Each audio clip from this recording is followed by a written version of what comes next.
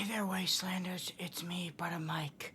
We are about to hack into Mr. House's terminal. I think we are this close to finding the Fisto files. Just bear with me. Give me 1 second, please. Just give me 1 second. I've been at this for days. I woke up in here and there was like this weird chip on the back of my neck, but that's just fun.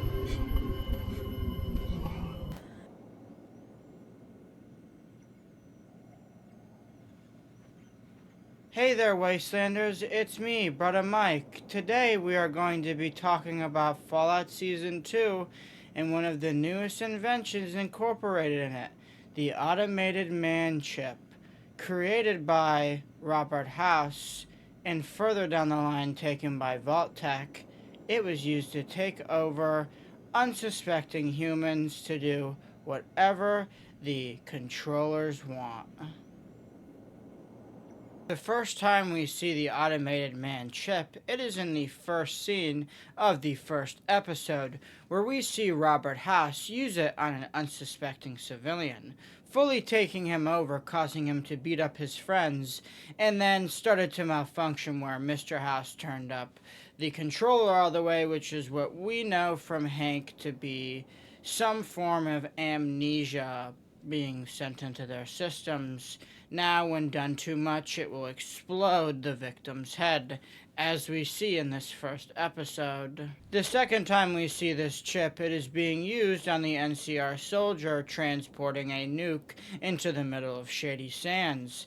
Now, this one seems to work for far longer. We don't know how long this man was chipped up, and we don't know how long he wasn't, or if he was brainwashed prior to being chipped up. But what we do know is he is able to make his way into the heart of Shady Sands, where he collapses and the nuke starts to count down. And thanks to Maximus's father, the failsafe is engaged, leading to the bomb to drop or go off even faster. And the third time we witness this chip being used is in Vault 21. There we see that not only was Vault-Tec working on it, they were trying to make people into Chinese spies, or at least Chinese sympathizers. How disgusting, those disgusting commie bastards. But what we learn is that they were a little bit successful, and we know that because Hank went to this vault to get the research, as well as we see our third person impacted by the chip. Just some fella stolen from his mama who he owed money to, but it seems he wasn't able to walk with this use of the chip. So, how did Hank use the chip on the NCR soldier and get him to walk miles, and also how did he get him from the Mojave Desert without the power armor or being able to fly there? But that's something we will talk about later. The fellow who owes his mama some money, the fellow who owed money to his mama gives Lucy a message to stop following Hank and to go back to the vault.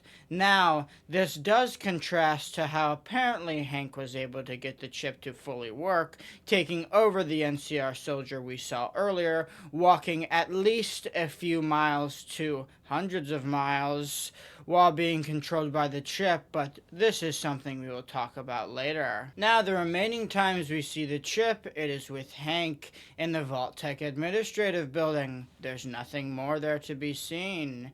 But what we do find out is that this chip was heavily flawed, and they weren't able to keep people's heads from popping. So, that brings up the question I rose earlier. How did Hank control the NCR soldier who led to the nuking of Shady Sands? Or did he have help from someone, potentially its original creator, or maybe even the Vault-Tec investors? We see Hank testing the chip on Mouse, which then he upgrades to humans. How inhumane. But it seems he's not able to get it to work.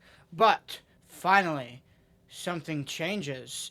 And when the chicken lover is taken from his lover Fisto, Hank successfully gets the chip to work. How crazy is that?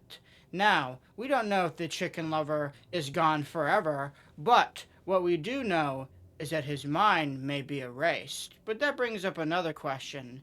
Does the chip actually work, or are there some inherent flaws with the chip? Let's talk about it.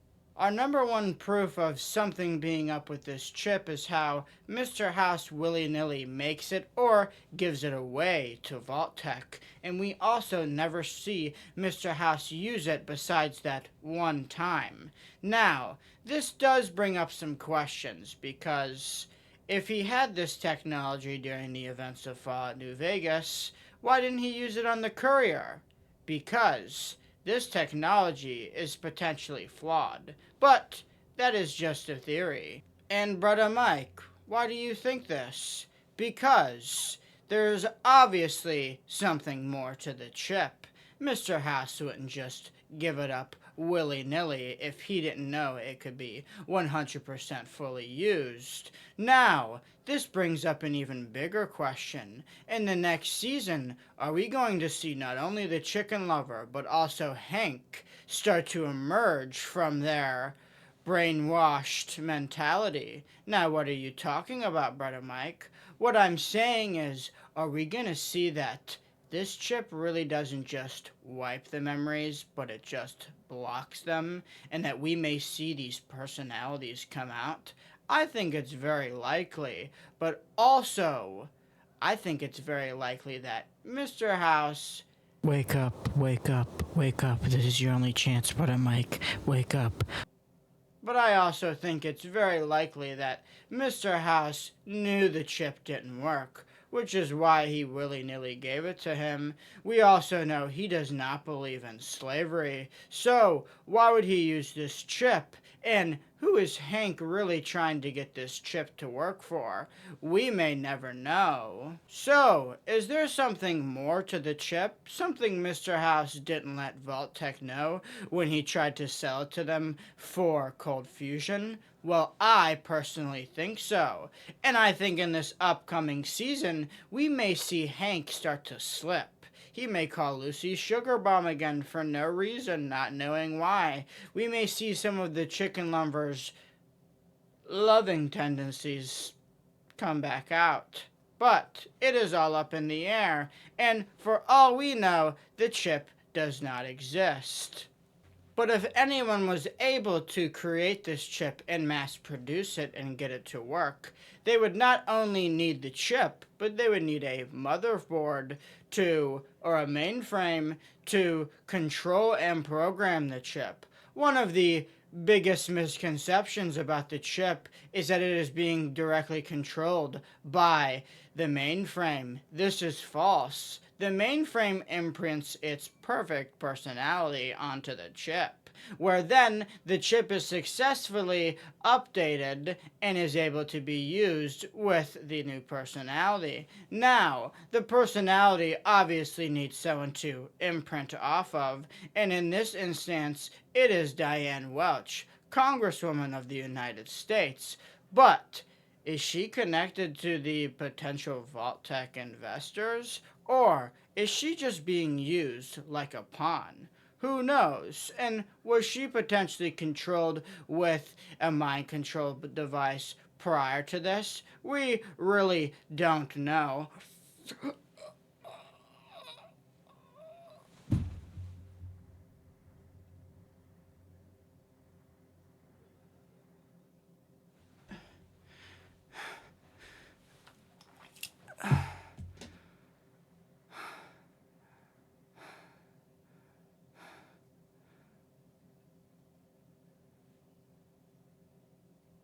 What happened?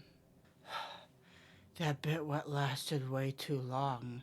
But it does ask some crazy questions. What is the Enclave going to use this chip for? And could they potentially be planning something even bigger than we thought before?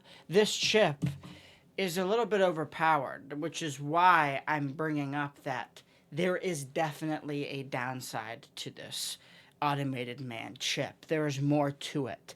There is no way Mr. House sold Vault-Tec, or at least gave them the option of being able to control people like that.